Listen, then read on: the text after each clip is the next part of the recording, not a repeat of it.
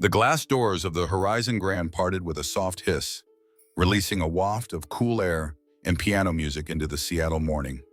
Adrian Carter stepped inside, the soles of his worn sneakers silent against the polished marble. His black t-shirt carried no brand, no shimmer, only a small rainbow pin gleaming on his chest like defiance. The lobby glimmered with gold lights spilling from chandeliers, but all brightness dimmed when Gregory Vance, the manager behind the front desk, locked eyes on him. Gregory's gaze sliced through the air cold, calculating, certain. Leave. This place isn't for people like you. He didn't whisper. He didn't blink. The words rang like an announcement across the marble hall. Heads turned. Forks paused midair at the cafe tables. Lauren Hayes, perched at the reception desk, smirked as she pressed the intercom for security. Kevin Patel stepped forward, his suit stiff as his posture, and plucked the sleek black card from Adrian's hand. The card's gold edges caught the light as he slipped it into the lobby's wall-mounted safe with a sharp metallic click, as though locking away something dangerous. Phones rose from purses and jacket pockets. A ripple of murmurs spread across the room. Near the central fountain, Jacob Reed, a travel blogger with an ever-present camera, lifted his phone and went live. The glowing red icon reflected in his glasses as he swept across the scene, capturing Adrian's still, composed, the quiet eye of a storm. At the edge of the desk, Elena Ruiz, the youngest concierge on duty, stood frozen with her hands hovering over the keyboard. Her eyes darted between Gregory's stony face and the screen that had just flashed Carter Penthouse in bold letters. She opened her mouth, but Gregory's glare cut her silent. The lobby grew louder. Guests whispered, their glances sharp and suspicious, as if a trespasser had wandered into sacred ground. Gregory folded his arms, victorious already. Adrian remained still. He didn't raise his voice. He only breathed, steady and deliberate, like a diver holding air before plunging deep. In that stillness, his voice finally came low, calm, carried by every microphone in the lobby. They called me a thief. In 9 minutes, I will call their names. On the termination order. Lauren froze with her finger on the intercom. Kevin's jaw tightened. The live chat on Jacob's phone exploded. Somewhere beyond the glass doors, the city hummed, unaware that inside this tower of chandeliers and marble, a reckoning had already begun. For Adrian, the moment wasn't about pride. It was about history. He had walked into 100 lobbies like this before, always in black clothes, always with clean hands and a card that never seemed to be enough. He knew what they saw when they looked at him: ordinary, out of place, disposable. What they didn't see was the architecture of power woven quietly into his pocket and the years of battles carved into his bones. And as the tide of voices rose, he stood rooted like stone, letting the chaos break around him, because the storm that was coming belonged to him. If you believe respect should be the default, not the reward, share this story and follow Heart Story for more. The accusations rose like static in the air, invisible yet searing. Gregory Vance leaned forward on the front desk as if guarding a vault. His voice sharpened into something sterile. He told the watching crowd it wasn't personal, that the Horizon Grand simply had policies, and that people like Adrian Carter were unfortunately not aligned with their brand image. Lauren Hayes echoed him with a nod, her mouth twisting into the shape of a rehearsed smile. Kevin Patel didn't even bother pretending it was in the way his eyes narrowed, appraising Adrian as if searching for a flaw to justify their disdain. At the far end of the counter, Elena Ruiz's fingers trembled against the keyboard. The booking system glowed back at her in soft blue light, and there it was. Undeniable Carter Penthouse Suite, flagged VIP.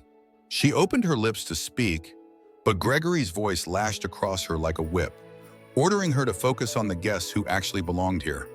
Her shoulders folded inward, yet her eyes, dark and steady, drifted back to Adrian with a quiet plea, as if asking whether he would stay standing when the weight of everyone's doubt bore down. To them, Adrian was just a man in faded jeans. They didn't see what had built the silence behind his eyes. Years earlier, between 18 and 24, Adrian had lived this scene on repeat like an unwanted song.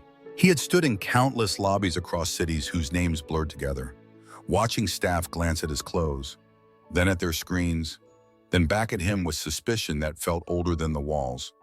More than once, security had escorted him out before he could even explain his reservation. It had never mattered that his payments cleared instantly or that his documents were flawless. They didn't see credibility, they saw an inconvenience. They saw someone they could dismiss. He had gone home from those nights and built something they could not dismiss. While other young men collected degrees, Adrian collected rejection slips and resolved to dismantle the pattern that created them. He studied service models, licensing codes, hotel unions. He learned the mechanics of ownership, the legal scaffolding that supported the hospitality empires he once could not step inside. He founded Horizon Hospitality not for profit first, but for principle: zero profiling, zero prejudgment, zero room for the poison he had swallowed. He had designed an empire as armor, and now that armor stood here with him, under this chandelier. The lobby noise swelled as Jacob Reed's livestream caught the tension. He spoke directly to the growing audience through the lens, voice edged with disbelief. We are witnessing something ugly, right now, in real time. Viewers poured into the stream like floodwater. Phones lifted higher around the room. The air carried the thin metallic hum of collective judgment shifting direction. Elena straightened, as if snapping a brittle thread inside her chest. Her voice rang out clearer than she expected, slicing through the chaos. There is a confirmed reservation, she said, louder this time, under the name Carter. Penthouse. The crowd gasped. Gregory spun toward her, face flushing with heat. Lauren's chair scraped the floor as she half rose. Kevin tightened his grip on the counter's edge. Adrian didn't move. He simply raised his phone, thumb steady. His tone barely rose above the lobby murmur as he spoke into it, soft yet final. Naya, log everything. The system is ready. His words folded into the noise like a blade slipping into silk. Guests quieted. The live stream's chat stopped scrolling for a breath, as if the entire audience inhaled together.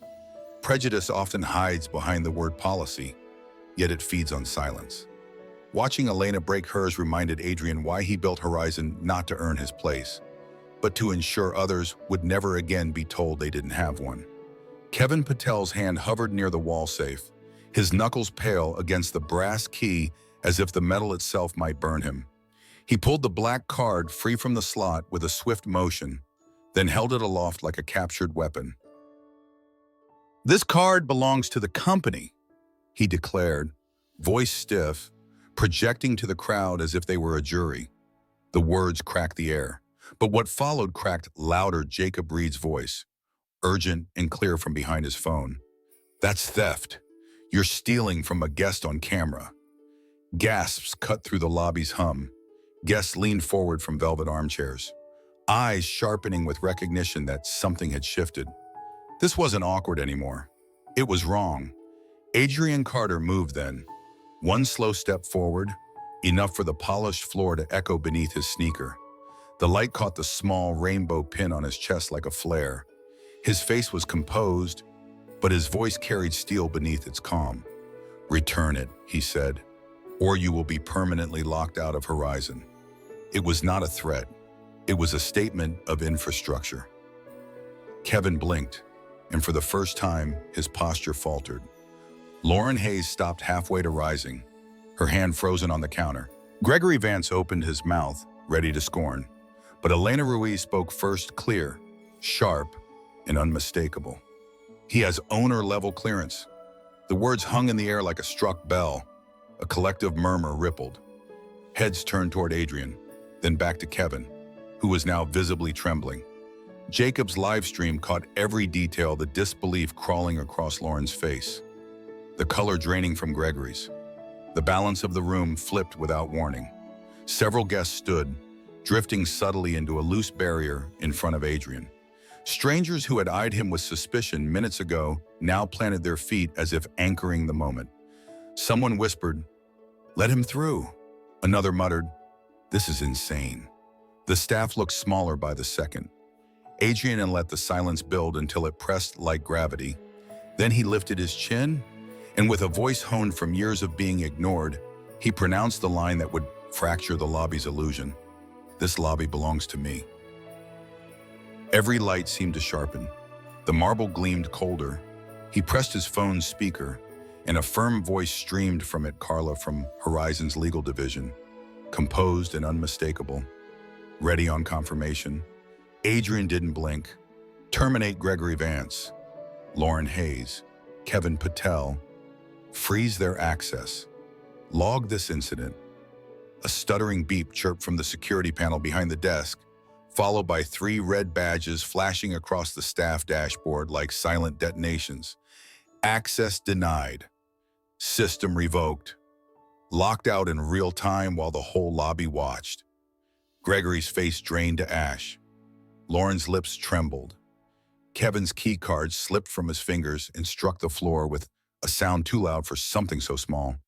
Then the applause began, not loud at first, just a few uncertain claps from a corner table. Then more, rolling through the room like thunder building at the horizon. Jacob's camera panned across astonished faces, eyes wide and alight. The live stream count spiked off the screen. Adrian said nothing. He didn't smile. He didn't flinch. He only turned his gaze to the space around him, reclaiming it in silence as if peeling their judgment off the walls. Power, he knew, wasn't in volume or spectacle. It was in structure, the quiet architecture that could hold when everything else tilted. Injustice, when delivered, didn't roar. It simply clicked into place like a lock finally turning, undeniable and irreversible. The sound of applause still trembled in the air when Gregory Vance lurched forward, breaking from his stunned stillness like a man clawing at the edge of a cliff. His voice cracked as he barked toward the ceiling, insisting someone from corporate be called, demanding escalation, anything to halt the collapse that had already happened. His tie swung loose with each frantic gesture. Lauren Hayes stood rigid beside him, no longer smirking, her eyes glassy and darting between the flashing red icons on the staff dashboard that confirmed her access had vanished. She whispered that she hadn't meant harm, that she had only followed instructions, but her words fell flat like paper against stone. Adrian Carter did not look at her. He stood centered in the marble sea, unshaken by the wreckage unraveling around him.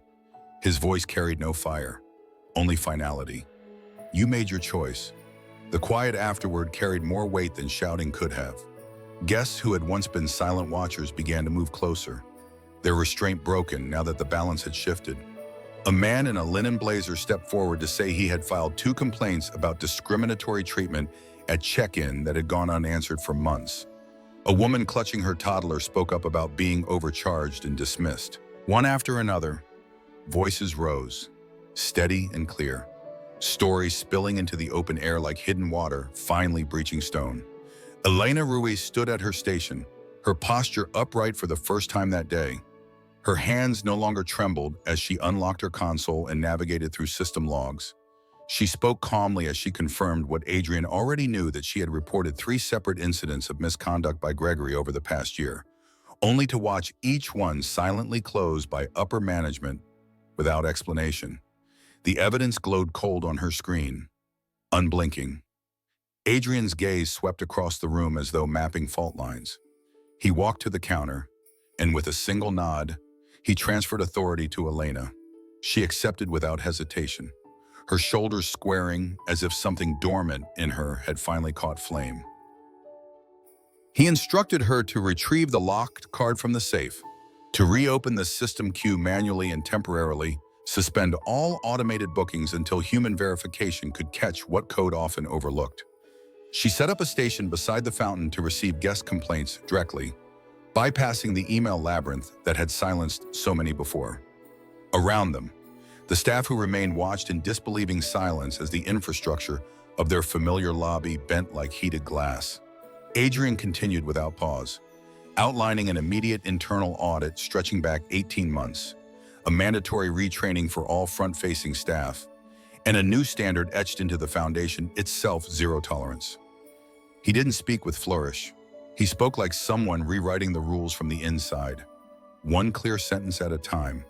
Somewhere above, the chandelier light struck his black shirt and scattered into fractured rainbows across the floor. No one noticed at first, yet the color seemed to reach outward, pooling faintly beneath the feet of those who stayed to listen. Adrian turned alas to the guests, not as an appeal, but as a declaration. Hospitality begins with assumed respect, he said, not the performance of a smile. Silence followed. Then the sound of people breathing, differently, slower, steadier, as though the air itself had changed weight. For years, these halls had run on a currency of appearances, where courtesy was granted only to those who seemed to deserve it. But respect is not something people must earn through polish or disguise. It is the ground they stand on before they even step through the door. And if a system cannot offer that ground to everyone, it is not hospitality, it is theater. By the next morning, the Horizon Grand was no longer just a hotel, it was a headline. Clips from Jacob Reed's livestream swept across social platforms like wildfire, stitched into reaction videos and dissected frame by commentators who had never stepped foot in Seattle, yet now spoke of its marble lobby like witnesses to a public trial. The footage of Gregory Vance's badge flashing red, of Lauren Hayes freezing mid-protest, of Kevin Patel's keycard clattering helplessly onto the polished floor replayed on news segments with the gravity of courtroom evidence. Inside the hotel, the echoes of applause had faded, replaced by a quieter tension, something like reverence but still laced with disbelief. Guests spoke in softened tones. Staff walked straighter, their movements measured, as if afraid their shadows might betray them.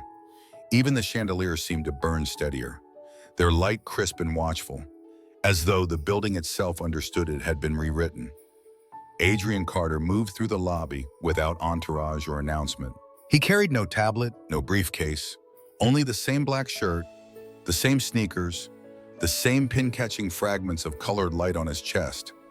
Where Gregory had postured, Adrian drifted with surgical stillness, pausing only when his phone vibrated softly in his palm.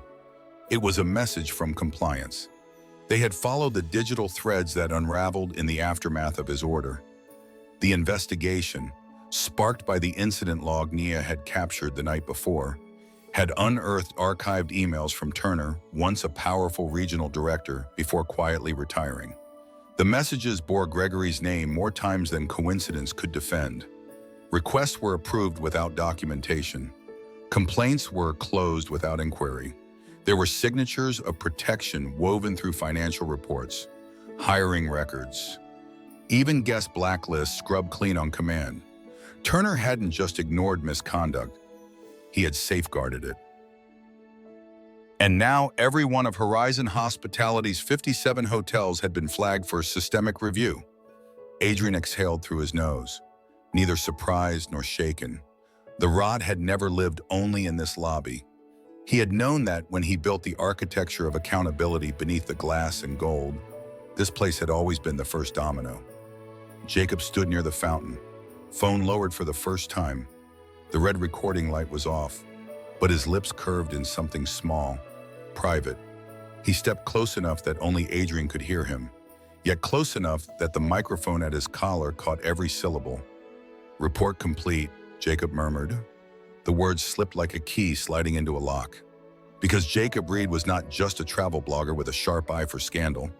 He was the independent investor quietly embedded by the Horizon Board, the one sent to stress test Adrian's anti-profiling protocols from the inside. He was also beyond the paperwork. Adrian's partner, the one who had believed in the blueprint long before the boardroom had. The live stream had been no accident. It had been a time-stamped record of bias unfolding under pressure. Proof that the safeguards Adrian designed could catch even the rot that wore a tailored suit. Adrian didn't answer. He didn't need to. Jacob's hand brushed his briefly before pulling away. At the front desk, where chaos had once reigned, A framed portrait had been mounted overnight. Beneath the horizon crest, words were etched in clean serif letters. This space belongs to every guest, no exceptions. Elena Ruiz now stood behind the counter as acting general manager, her badge freshly printed, her posture anchored like bedrock. She moved with a focus that was almost solemn, as though aware she wasn't just managing a building now, but repairing something invisible that had cracked inside it. Beside the portrait, a new plaque gleamed, the Horizon Forward Scholarship in memory of Marcus Hale. It would fund education and hospitality for LGBTQ+ youth, many of whom had been told in quiet ways that they would never belong here. Marcus had once been told the same thing, until he and Adrian had built the first bricks of this empire together. The lobby was silent, but it was no longer hollow. If you believe respect should never be conditional, tell us in the comments, would you have stood up like Elena did? And if you stand for a world where dignity isn't earned but honored, share this story and follow Heart Stories to keep building it with us.